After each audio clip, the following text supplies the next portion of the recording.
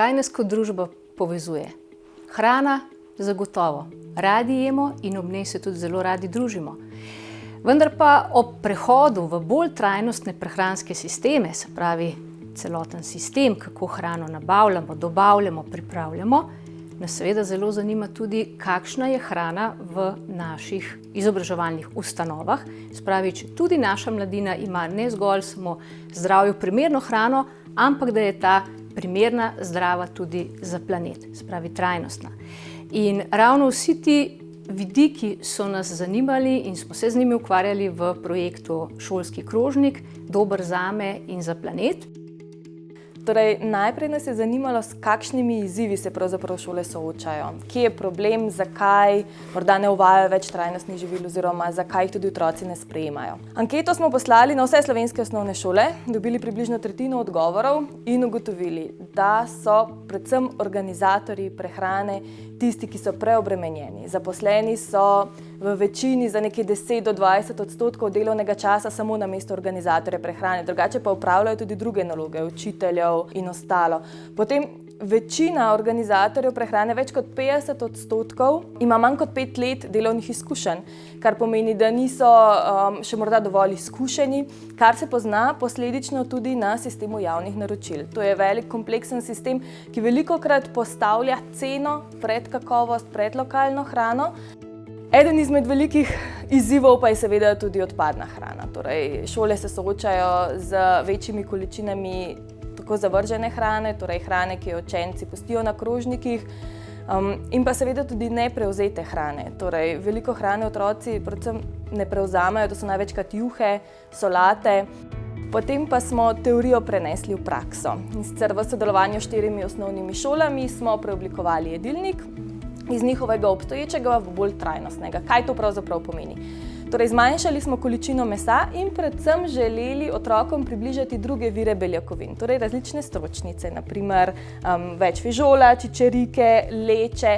Vključili smo tudi različna žita, predvsem polnovredna žita in pa nekatera, naprimer tuja žita, naprimer riž, smo namesto tega poskusili vključiti naprimer ajdo ali pa 3 žita, torej mešanico riža, pire in pa ječmina.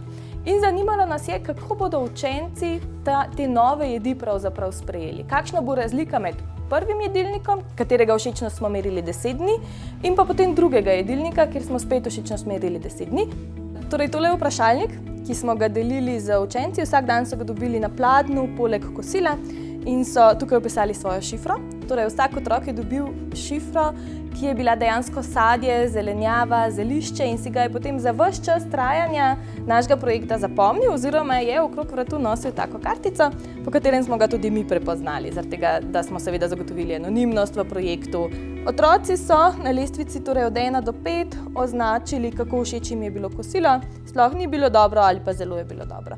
Potem so nam zaupali tudi, koliko hrane je bilo na krožniku, torej je bilo premalo, ravno prav preveč. In pa kaj jim je bilo pri kosilu najbolj všeč, kaj jim ni bilo všeč in pa predvsem nas je zanimalo, ali katere hrane niso želeli niti poskusiti. Torej, med otroci so bile določene sestavine jedi tiste, ki so bile v povprečju najbolj všečne. To so predvsem testenine, rdeče meso, bele meso in pa presenetljivo pri otrocih, ki so vzeli solato, je bila ta tudi vedno rangirana med najbolj všečnimi. Je pa to hkrati tudi del obroka, ki je najpogosteje postal neprevzet. Torej, poleg zelenjavne juhe, jedi s stročnicami je tudi solata tista, ki jo otroci največkrat ne prevzamejo, medtem ko med najmanj všečnimi se na vseh šolah znajdejo zelenjavne priloge, jedi s stročnicami in pa zelenjavne juhe. To nas je pripeljalo do ključnega, končnega spoznanja, da ni važno, ali je v jedi meso, stročnica, zelenjava. Važno je, kako je ta jed pripravljena. Torej, tudi okusna zelenjavna jed bo lahko zelo dobro sprejeta med otroci, tudi če ne bo vsebovala mesa. Na prvem mestu predvsem si želimo, da šole čim več vlagajo v izobraževanje kuharskega osebja, v izpopolnjevanje, v to inovativnost in seveda, da tudi organizatorjem in kuharjem dovolijo dovolj časa in seveda financ na voljo, da lahko pripravijo okusne in zdrave obroke. Konec koncev pa ni samo šola tista, ki vpliva na to, kaj bo otrok pojedel, ampak so tukaj tudi starši. Zato je zelo pomembno za starše ne samo, kaj dajo na krožnik, temveč tudi, kako to pripravijo. Tudi pica, tudi hamburger je lahko za otroka zdrav, okusen obrok, če seveda vsebuje prave sestavine in je pripravljen vizualno privlačno, tako da ga bo otrok rad pojedel.